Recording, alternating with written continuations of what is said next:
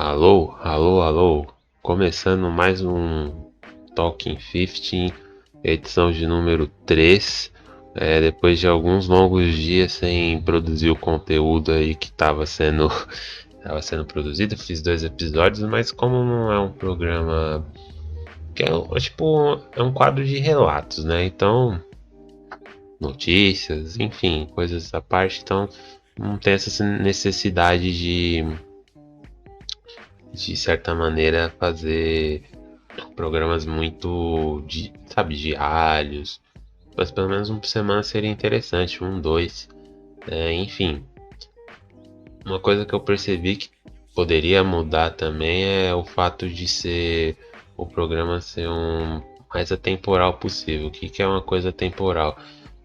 Aquilo que eu falar aqui não necessariamente precisa ser baseado em algo, uma função de um tempo. Mas como eu gosto de ver algumas notícias a respeito de outros assuntos, acaba que acaba que fica sendo prático para mim ler também algumas coisas que acontecem no dia a dia. Tanto é que eu coloco a data nos títulos, que facilita muito para quem, caso alguém assista, já porque o canal tá menorzinho ainda. Mas enfim, né? Esse fim de semana aqui aconteceu regional lá nos Estados Unidos, dos torneios de Pokémon. Tanto Pokémon. Esse foi mais focado no TCG. Eu sei que na outra semana rolou o evento de que é do videogame mesmo, né? Do game. Do Pokémon Scarlet e Violet. E rolou TCG esse fim de semana. Eu assisti um pouquinho dos eventos, teve as categorias que jogaram, né? E pelo menos eu fiquei contente dessa vez que eu comecei a entender melhor o que estava se passando no jogo, assim. É um jogo um pouco mais lento, assim, né? Do que no virtual, assim, né? No TCG Online, mas assim, você vendo que o pessoal tá jogando tudo mais, segue uma lógica, a mesma lógica do online. Tem que ser assim, né? Mas eu fiquei contente que eu comecei a entender as estratégias das pessoas. É bom que você vê as duas mãos, né? Dos jogadores, então meio que você consegue presumir algumas táticas que vão acontecer. Então, bem bacana, assim. Eles têm uma câmera na mesa, assim, que é das cartas prêmio, que é igualzinha aquelas câmeras que tem nos torneios de poker, né? Que é transparente embaixo da mesa, onde o pessoal esconde as cartas, e você consegue ver a mão da pessoa, porque tem uma câmera por baixo. Mas bem interessante. Uma nota assim que eu vi, que pelo menos nas partidas que eu vi, foi que a gente teve presença dessa coleção nova do card game que teve. Só vi deck da Gardevoir voar por hora. Tem o deck do Shen Pao que assim promete muito, mas eu por enquanto eu não vi no, assim, pintar em algumas partidas do torneio, pelo menos os cabeças do torneio. Teve deck de Lugia, o deck de Lost Box continua muito presente, entendeu? E que mais? Tinha outro rapaz que estava jogando com um deck bem interessante. Não sei se era de 1000, eu não lembro. Mas assim, do deck que você não vê com muita frequência também, pelo menos que eu não vi muito, é o de Miraidon, né? Não estava sendo muito utilizado. Mas eu vi algumas partidas só. O interessante é que nesses torneios assim é tipo partida de tênis, né? O pessoal é um silêncio, cara. É tão tranquilo para o pessoal jogar, o pessoal ficar de fone. Aí eu não sei se que ninguém falar com ninguém, assim, é difícil. Vocês colocam as próprias músicas deles pra ficar jogando o jogo, ou se tem alguma comunicação na orelha, ou mesmo para abafar ruído externo para a pessoa se concentrar, né? Enfim, bem interessante. É, essa coleção nova que lançou faz poucos dias, pelo menos no Brasil, a Evoluções de Paldea, é uma coleção que traz muitas cartas interessantes para quem joga o TCG. Para colecionar também, tem muitas artes, mas principalmente para quem joga, tem muitas opções boas que não vieram na primeira coleção. Enfim, né? Eu usei os primeiros 5 minutos para a gente falar de Pokémon. Outras coisas que aconteceram durante a semana, assim, né, que eu pude presenciar, o que eu achei de legal também. A gente teve um lançamento aí, alguns lançamentos de música, né? Tem o Lil Uzi Vert, né? Que é um cantor, acho que teve algumas músicas que ele. Eu não sei se foi a autoprodução dele, se ele já tinha gravadora assim por ali, mas eram músicas curtas que ficavam bem conhecidas no TikTok. E agora acho que ele lançou um álbum, né? Que teve participação de vários artistas aí. Acho que teve Nicki Minaj, Travis Scott, né? E é tipo um trap meio punk, né? Então é bem interessante. Tem até participação de Baby Metal, né? Teve uma música assim que eu não tinha reparado, participação de Baby Metal. E, meu, bacana, assim, ainda no assunto música, assim, né? Eu costumo ver muitas playlists, as playlists de top 50 mundial e as virais, né? As músicas virais acabam caindo muito, pendendo pro lado das músicas que o pessoal usa mais nas redes sociais, né? E, assim, ultimamente, assim, pelo menos na Top Mundo, assim, tem muita música latina. Eu consumo bastante música latina, gosto, né? Essa, essa parada assim que é mais reggaeton, né? Que o pessoal fala, mas não tá tão pegada de reggaeton assim. Meio que um pop latino, mas é como se fosse uma espécie que é o funk nosso do Brasil, assim. Só que é tudo bem que, assim, na América Latina, por exemplo, só tem o Brasil que fala português, né? O resto é tudo espanhol.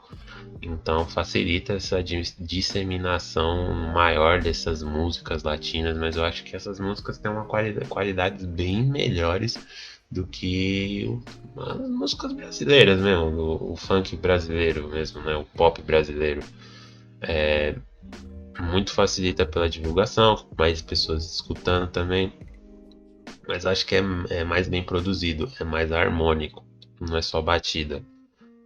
Então, exatamente. Se bem que tem uma galera aí do trap, do hip hop, que tá fazendo um hip hop de um jeito diferente, um trap de um jeito diferente, alguns artistas brasileiros, e tá saindo umas coisas bem legais, se aproximando um pouco do que é essa parada latina, assim, né? Saindo um pouco do que a gente já conhece de música brasileira, mas vale salientar aí, né, que a gente teve umas pesquisas aí que falou que o Bad Bunny estava entre os top 3 ou top um dos álbuns mais escutados da história do Spotify, assim, né, recentemente, né, falando. E é um artista latino, né, não sei se ele é mexicano, acho que ele é mexicano-colombiano, mas esse CD aí, né, que em questão que foi um dos mais escutados, é um CD muito bom. E, enfim, ele tá lançando algumas músicas aí também aos pouquinhos, né, vai demorar para ele lançar outro álbum. E um outro artista que eu acho que vale salientar assim para quem escuta música latina ou quer conhecer também que tá roubando a cena, esses últimos tempos é o Peso Pluma. Acho que ele é rapper argentino, mas cara, toda a música que o cara lança é muitas views, e é um estilo diferente, né? A música assim traz aquele um violão assim, sabe, estilo mais mexicano assim um pouco assim, esse estilo de serenata, mas é uma pegada bem diferente. Mas tá fazendo muito sucesso mesmo. Então ele tá sendo tipo, na ausência de um Bad Bunny aí, ele tá pegando os holofotes aí e tá aproveitando bem, porque tá lançando muita música. Muita música mesmo, e são músicas interessantes, tá? Embora no começo relutasse um pouco, porque nas do começo era meio chatinhas, assim, mas as outras ficaram bem melhores. Então, vai trabalhando, vai evoluindo. Bacana. E outros artistas também. Eu gosto bastante das músicas do Fade também, né? O pessoal chama ele de Fercho, né? Lá fora. Ele tem umas músicas da hora também. Ele é colombiano. Então, meu, reggaeton, pra quem quer conhecer, vale a pena, é bem bacana. E assim, se você quer escutar músicas diferentes, vale a pena. Embora não tenha aceitação do público aqui no Brasil tão grande, né? Falando em música também, tivemos lançamento aí no single do XG. E tem que é um grupo pop japonês que foca mais no K-pop, assim, o estilo do K-pop, mas assim, as músicas e seus visuais é mais K-pop. mas as músicas em si são focadas mais pro mercado, como se fosse um mercado pop internacional, né? E, tipo, é um grupo muito legal, assim. É que na Coreia os caras elas fizeram uma tour de divulgação dos últimos lançamentos na Coreia. Só que, né, é aquele negócio, né? É um grupo totalmente japonês, empresa japonesa. Na Coreia, que a Coreia é muito patriota nesse estilo dos grupos na parte do K-pop, assim, na música pop coreana, né? Então elas tiveram um pouquinho de resistência lá, mas depois elas fizeram bons números lá, né? Porque as músicas eram boas, então facilitava a aceitação do público querendo ou não, né? Enfim, mas assim, falando a respeito desse lançamento, né, específico, elas fizeram uma coisa muito interessante a gravadora, uma sacada muito boa que eu acho que pode ser tendência aqui pra frente e vai mudar muito o mercado de clipes se isso for pego assim, porque é a primeira vez que eu vejo isso acontecer. Tipo, normalmente você vai lançar o clipe e você lança o clipe com a música inteira, né? O clipe e a música completa com o clipe. Só que fizeram um negócio que eu achei bem uma sacada interessante. Soltaram a música no Spotify, que é um single, né, novo. Tá muito foda, diga-se de passagem, como diria o Neto. Soltaram o single no Spotify e ali tá a música completa, 3 minutos. Eu vi primeiro no Spotify, e, tipo, lançou no outro dia, na sexta, o MV. Só que o MV é tipo metade da música. Tem 1 minuto e 50, quase 2 minutos. Só que o começo e o final tem tipo, uma introdução e um encerramento. E é metade da música. Aí quando vai dar o drop pro segundo refrão, acaba o clipe. Aí a pessoa, pô, mano, acabou já, mano? Aí o que que. Não, se quer ouvir, você ouve lá no Spotify, dá a moeda lá pra gente.